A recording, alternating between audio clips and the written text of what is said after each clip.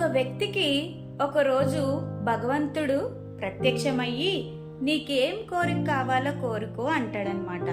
అయితే భగవంతుడా నాకు బంగారపు చేతులు కావాలి అని అడుగుతాడు.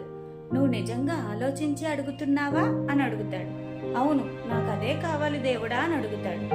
అయితే తదాస్తు అని బంగారపు చేతులు ఇచ్చి భగవంతుడు అదృశ్యమయ్యాడు.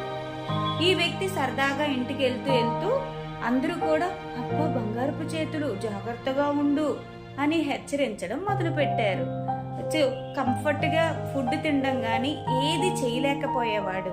చాలా ఇబ్బంది పడుతూ ఆ జీవనాన్ని గడిపేవాడు. నా కాడ ఎంత విలువైన ఉన్నా కూడా నాకు సంతోషం అనేది లేనే లేదు.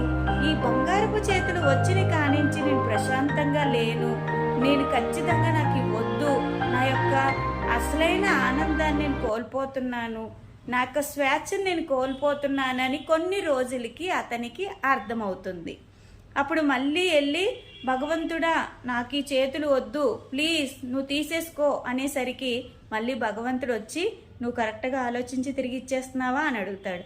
నిజంగా దేవుడా, నాకేదైతే ఉందో నేను దాంట్లోనే సంతృప్తిగా ఉన్నాను. ఇది నాకు వచ్చిన కానించి నేను ఆనందంగా లేను, ప్రశాంతంగా లేను, నా స్వేచ్ఛను నేను కోల్పోయాను. నాకు ఏదైతే ఉందో నేను కష్టార్జితంతో నా రెక్కలు ముక్కలు చేసుకొని అయినా సరే నేను ఆనందంగా జీవిస్తాను, కానీ నాకు ఇవి వద్దు దేవుడా అని చెప్పి తీసేసుకోమంటాడు.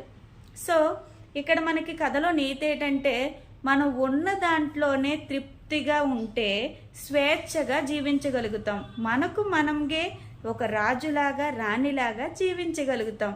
లేని దానికి ఆడంబరాలకి పోతే మనమే ఇబ్బంది పడతాం.